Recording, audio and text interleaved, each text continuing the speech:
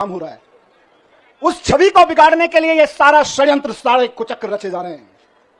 उस अरविंद केजरीवाल जी की ईमानदारी की छवि को बिगाड़, संजय भाई के ऊपर, मेरे ऊपर, अरविंद जी के ऊपर, पार्टी के और नेताओं के ऊपर देश के सख्त से सख्त कानूनों की सख्त से सख्त धाराएं लगा के इनको बंद कर दो झूठे सच्चे केस में, और ऐसी ऐसी धाराएं लगा दो जो दुनिया भर में आतंकवादियों के ऊपर लगाई जाती हैं।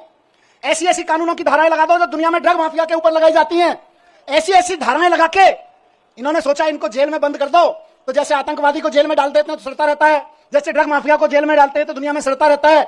इन्हें लगा अरविंद केजरीवाल, मनीष सिसोदिया और संजय सिंह को भी जेल में डालेंगे तो सड़ जाएंगे। लेकिन आपके आंसुओं की कीमत है ये, आपके आंसुओं की ताकत है ये कि जेल के ताले भी पिघल जाते हैं। एक ही चीज कहूंगा, कल सुबह मैं बैठा था कि सारी दुनिया की सारी बुरी ताकतें भी इकट्ठी हो जाए ना, तो जो सच्चाई के रास्ते पे चलता है उसका साथ भगवान देता है।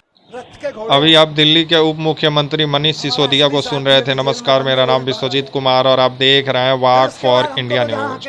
तिहाड़ जेल से बाहर निकलने के बाद जिस तरह से कथित शराब घोटाले में मनीष सिसोदिया जेल में बंद थे, 17 महीने बाद जेल से बाहर निकले हैं, जिसके बाद से मोदी सरकार पर जमकर बरसे आपके 10 अगस्त के दिन पार्टी कार्यालय में। आइए सुनते हैं क्या बोले मनीष सिसोदिया। भारत माता की इंकलाब, और वो नारा जिससे ये पिछले 10 साल से खौफ खाते हैं कि अगर देश के दिल में ये नारा बैठ गया है, हाँ, भ्रष्टाचार का एक ही काल, भ्रष्टाचार का एक ही काल। ये ईडी और सीबीआई का ताना बाना इसलिए नहीं बुना गया कि कोई बेईमानी हो गई है। ये ईडी और सीबीआई का ताना बाना इसलिए बुना गया है कि कश्मीर से कन्याकुमारी तक किसी चाय के ढाबे पे भी रुके हुए 10 लोगों से बात, बोले यार वो दिल्ली में काम बड़ा शानदार कर रहा है, और काम तो कर रहा है, ईमानदारी से कर रहा है। केजरीवाल जी का नाम आज ईमानदारी का प्रतीक बन गया पूरे देश में, और भारतीय जनता पार्टी इतनी अपने आप को कहते हैं दुनिया की सबसे बड़ी पार्टी होने के बावजूद एक राज्य में एक उदाहरण नहीं पेश कर पाई कि उस राज्य में काम ईमानदारी से हो रहा है और काम हो रहा है। उस छवि को बिगाड़ने के लिए ये सारा षड्यंत्र, सारे कुचक्र रचे जा रहे हैं। उस अरविंद केजरीवाल जी की ईमानदारी की छवि को बिगाड़, संजय भाई के ऊपर, मेरे ऊपर, अरविंद जी के ऊपर, पार्टी के और नेताओं के ऊपर देश के सख्त से सख्त कानूनों की सख्त से सख्त धाराएं लगा के इनको बंद कर दो झूठे सच्चे केस में, और ऐसी ऐसी धाराएं लगा दो जो दुनिया भर में आतंकवादियों के ऊपर लगाई जाती हैं। ऐसी ऐसी कानूनों की धाराएं लगा दो जो दुनिया में ड्रग माफिया के ऊपर लगाई जाती हैं। ऐसी ऐसी धाराएं लगा के इन्होंने सोचा इनको जेल में बंद कर दो, तो जैसे आतंकवादी को जेल में डाल देते हैं तो सड़ता रहता है, जैसे ड्रग माफिया को जेल में डालते हैं तो दुनिया में सड़ता रहता है। इन्हें लगा अरविंद केजरीवाल, मनीष सिसोदिया और संजय सिंह को भी जेल में डालेंगे तो सड़ जाएंगे। लेकिन आपके आंसुओं की कीमत है ये, आपके आंसुओं की ताकत है ये कि जेल के ताले भी पिघल जाते हैं। एक ही चीज कहूंगा, कल सुबह मैं बैठा था कि सारी दुनिया की सारी बुरी ताकतें भी इकट्ठी हो जाए ना, तो जो सच्चाई के रास्ते पे चलता है उसका साथ भगवान देता है, उसका साथ भगवान जरूर देता है। और ये आज बजरंगबली की कृपा है कि 17 महीने बाद सही, लेकिन मैं आपके बीच हूं। और अभी गया मैं बजरंगबली के मंदिर में, पंडित जी ने आशीर्वाद दिया। वहां जो पंडित जी मौजूद होते हैं वही बजरंगबली जी की वाणी बोल रहे होते हैं। उन्होंने बजरंगबली जी की वाणी से आशीर्वाद दिया कि विजयी भव, सफल भव। मैंने कहा जी एक ही सफलता का मंत्र है, दिल्ली के एक एक बच्चे के लिए शानदार स्कूल बना के देने हैं, यही हमारी सफलता है। और इसके लिए मैं कल से कह रहा था अपने साथियों से, हम तो रथ के घोड़े हैं, हमारा असली सारथी अभी जेल में बंद है, वो भी बाहर आ जाएगा। फिर उसके बाद हमको तो जहां हकेंगे हम हकेंगे, लेकिन हमारा असली सारथी अभी जेल में बंद है, और जेल के ताले टूटेंगे, बहुत जल्दी छूट के आ जाएंगे।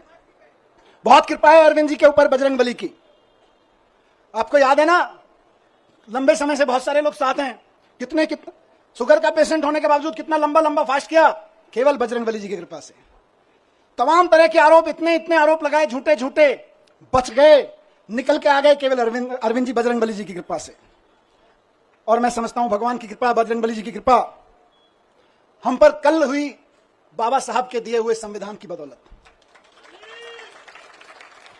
बाबा साहब ने, जब ये मुकदमे की सुनवाई चल रही थी, मैं बहुत ध्यान से सुन रहा था, पढ़ रहा था, पूरी डिटेल ले रहा था वकील साहबों से, बाबा साहब ने 75 साल पहले, करीब 75 साल पहले अंदाजा लगा लिया था कि कभी कभी ऐसा भी होगा, हम लोकतंत्र का संविधान बना रहे हैं, लेकिन कभी कभी ऐसा भी होगा कि इस देश में तानाशाही ताकतें आके आतंकवादियों और ड्रग माफियाओं पर लगाए जाने वाले कानून को आम आदमी के ऊपर लगाएंगे, व्यापारियों के ऊपर लगाएंगे, विपक्षियों के ऊपर लगाएंगे। तो उस वक्त उन व्यापारियों को, उन आम आदमियों को, उन विपक्षियों को कौन बचाएगा?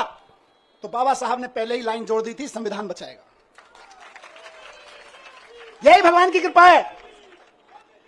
कौन बचाएगा उनको जब तानाशाह सरकार अपना जुल्म करेगी, एजेंसियों का दुरुपयोग, कानूनों का दुरुपयोग करेगी, जेलों का दुरुपयोग करेगी, तो कौन बचाएगा? 75 साल पहले उस महान शख्सियत ने लिख दिया था कि मैं ऐसा संविधान दे रहा हूं कि तुमको संविधान बचाएगा। आज हम संविधान की बदौलत खड़े, संविधान की ताकत से यहां पे खड़े।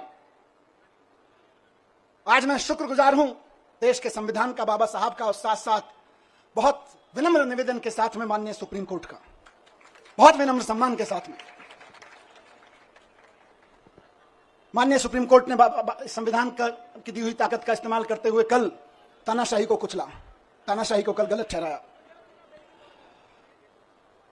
और माननीय सुप्रीम कोर्ट के साथ साथ मैं बहुत तहे दिल से शुक्रगुजार हूं उन वकीलों का जो पिछले 1.5 साल से, 17-18 महीने से, और बल्कि उससे पहले से भी पूरी लड़ाई लड़ रहे हैं, बना रहे होंगे। और उनके कई साथी यहां खड़े मैं देख रहा हूं, अपने सारे साथियों को, मैं उनका भी बहुत धन्यवाद करता हूं।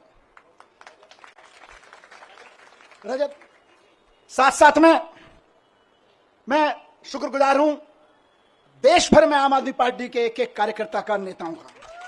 मैं तो 17 महीने जेल में था। जेल की छोटी सी एक कोठरी थी, इसकी 1/4 सी, इस पूरे स्टेज की 1/4 कोठरी में कोई नहीं। जब मैं गया था तो मैंने, वहां के सिपाही वगैरह कहते थे, सर बड़े ऊपर से ऐसी हिदायतें, वैसी हिदायतें हैं। मैंने कहा आप चिंता मत करो, मैं तो जंतर मंतर पे एक अखबार के साइज पे सो गया था, मुझे कोई दिक्कत नहीं है। मैं तो वहां से निकला हूं जहां अरविंद केजरीवाल जी और मैं और संजय भाई बनारस रेलवे स्टेशन के, और जहां देश भर में रेलवे स्टेशन में रात को 2 बजे ट्रेन आती थी, तो इतने भी पैसे नहीं थे कि रात को किसी लॉज में रुक जाएं, तो जाके 9 बजे खाना खा के स्टेशन पे ही सो जाते थे अखबार बिछा के। हम तो वहां से भी निकल के आए, हमें तो कोई दिक्कत नहीं है। तो लेकिन हम तो वहां सो रहे थे, लेकिन डंडे कौन खा रहा था? जब मैं कोर्ट आता था तो मैं देखता था बैरिकेड लगे हुए और उसके दूसरी तरफ से नारे लग रहे हैं। अखबारों में देखता था, टीवी में देखता था, आप में से बहुत सारे चेहरे यहां खड़े हुए, मैं देखता था ये मेरी बहन को लाठी लगी, ये मेरी बहन को एक पुलिस वाले ने धक्का दिया, ये मेरे एक भाई को पकड़ के खींचा। दर्द होता था और वहीं से ईश्वर से दुआ करता था, इनको सबको सलामत रखना, इनकी मदद करना, इनको ताकत देना। सलाम करता था आपकी ताकत को, मैं वहां से एक एक कार्यकर्ता को सलाम करता हूं मैं। और सिर्फ डंडे खाने के लिए नहीं, दबा के, धमका के, सामदान दंड भेद करके, जेल में भेजने की धमकी देके, जेल में भेज के, उनके हमले करवा के, उनको धमकी करवा के, एकमात्र एक्सपर्टीज किसी पार्टी ने पाई है तो वो भारतीय जनता पार्टी है। लेकिन उसके बावजूद आप टिके रहे, एक एक आदमी टिका रहा, एक एक आदमी झुका नहीं, टूटा नहीं। एक एमएलए किसी सारे खड़े हैं, मैं जानता हूं किस किस के ऊपर क्या क्या दबाव नहीं था और क्या क्या नहीं होगा और क्या क्या धमकियां नहीं आ रही थी, लेकिन उसके बावजूद बेबाकी से खड़े रहे, सीना तान के खड़े रहे। उस सीने, तने हुए सीने को मैं सलाम करता हूं आप लोगों को, आप डटे रहे। और आज देखिए मजे की बात, अब तो दुश्मन भी इस बात को मानने लगा है कि यार इन आम आदमी पार्टी वालों में कुछ तो मिट्टी है। जो 17 महीने, 6 महीने जेल में रह जाते हैं इनके नेता, उसके बावजूद ना झुकते हैं ना टूटते हैं। किसी मिट्टी के तो बने हैं, ये उस मिट्टी के बने हैं।